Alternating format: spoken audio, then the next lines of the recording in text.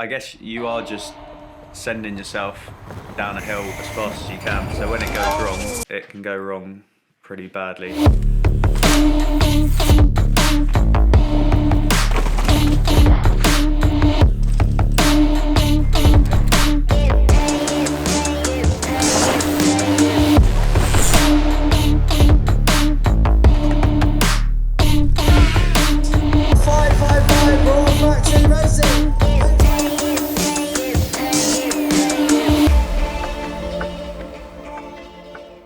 Was the downhill bike always the goal? Not the goal. If you're going to start a brand today, you would be a little bit naive to start with a DH bike if you want a sustainable company to last and stuff. But I can't lie that we had thought about DH bikes since day one.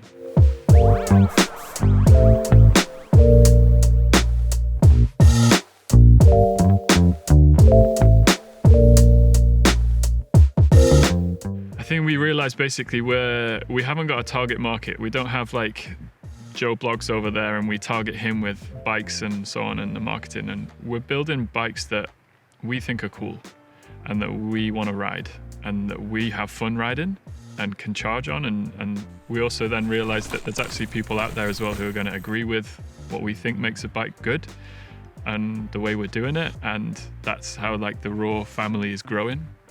Outside of like just the core people, it's like growing now and people are like loving it. So no, they're bikes built for riding. Like you can ride them hard and put them away dirty. So it's like durability is a big thing.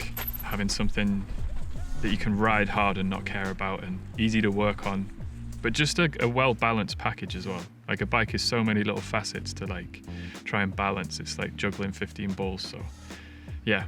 But definitely we're focusing a little more on the downhill side of things. So whether that be on a small short travel trail bike or the Madonna, then it's a little bit more focused on having the good fun on the backside. 2020, I suppose, when we decided we were going to set up a UCI mountain bike team and got the ball rolling. Got accredited January 21 and did last season, and this is our second season.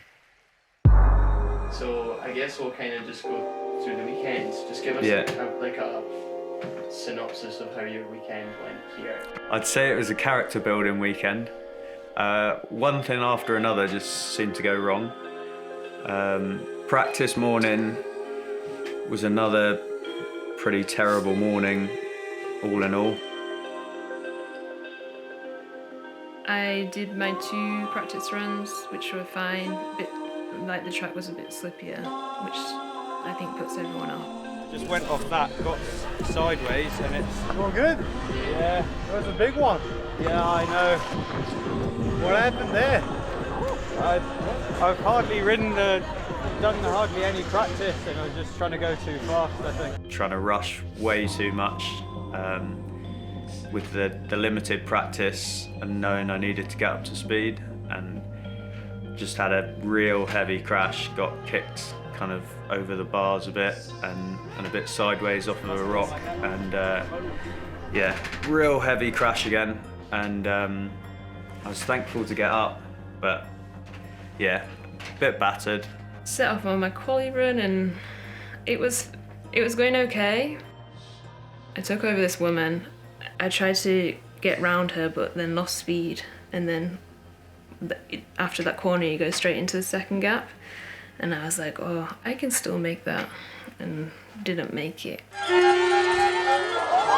Whoa! Case, bam, bam, bam, bam. So coming into qualifying, I was pretty underprepared, but all the money and the time training stuff that gets put into it, kind of felt like I had to give it a go. Yeah.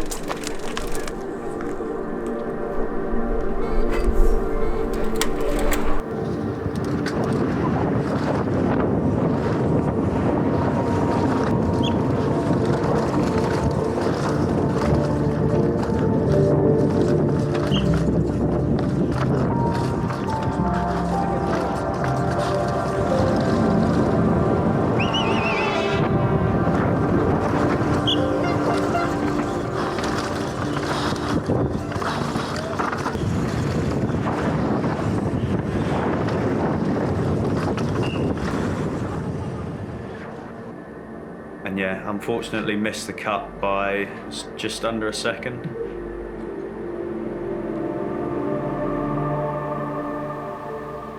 It's difficult. It's basically just difficult. It's a tough sport. And I think when it's such a bigger challenge than, say, cruising down a green trail, that when you get to there and you start to push it, that's where you get the most enjoyment out of it. It's like a challenge and like something to overcome and like something to work on. Why do you do it? Yeah, let me think about this for a sec. I don't know. I might have to think about this a bit. It's only my second year. Maybe I've not learnt enough to give up yet. Why not? What else would you be doing? When you're that close to something going wrong, you get that rush. You always want to be better than you are, even if it takes some pretty heavy falls like that. Can't explain that feeling, but you know when everything's just going right, you're not even trying to ride, and it just works. You just know you're on one. That feeling.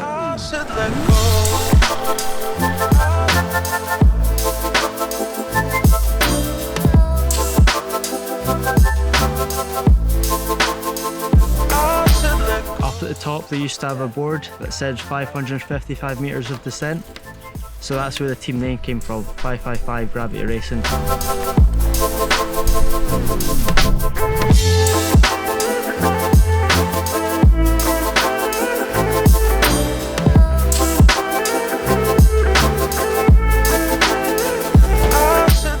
So the team was basically put together at the start of last year, or just coming into that, by Mark Goodwill and Roy Brannan for their two sons. They conceived the team. They then asked Luke to join them. Luke had some UCI points, which was helpful in that point, and they jumped through a whole load of loops and did a great job actually and got UCI registered. And there actually aren't very many UCI registered teams, so I mean those guys did a great job to get the whole thing launched and off the ground. So it's a small team conceptually. There's basically 3 dads and we look after 4 riders. So I guess we're lucky in that we're more than the 4 folk privateering full stop, but we're little more than a privateer team really. We've got no financial support, it's all paid for by ourselves, and we've got a bit of trade support now, which makes life a lot easier. But compared to the bigger teams, it is difficult, and this is obviously my second job. It's a bit of a homer, if you like. I've got a day job and the team job, so it's some long days and some pretty manic juggling act sometimes, making sure everything's done on time. The dads in DH racing, there wouldn't be any DH racing without the dads. It's such a privateer style. I'd forgotten that. I'd forgotten, like when we went to Loser, I'd forgotten how much the families are involved. The 3 of us boys would be completely screwed without our dads financially. Although we work a little bit, it's our dads that really allow us to go racing. So yeah, big thanks goes to them for letting it happen. Started racing here, and after that I said I want to race the World Cups and I want to race here at Fort William, so to come back 10 years later, it's almost like a dream come true.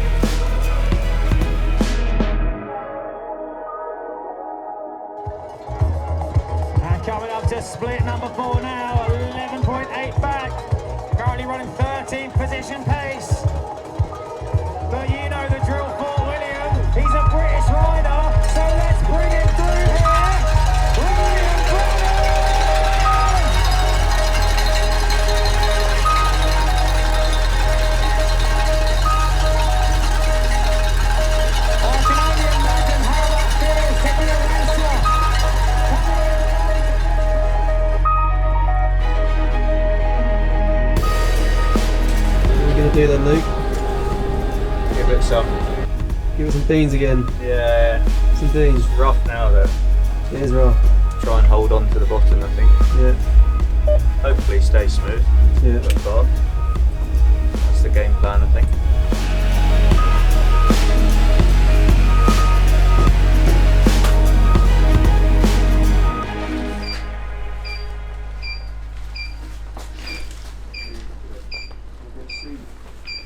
Refresh. 10, 3, when you're ready. 5, 4, 3, 1.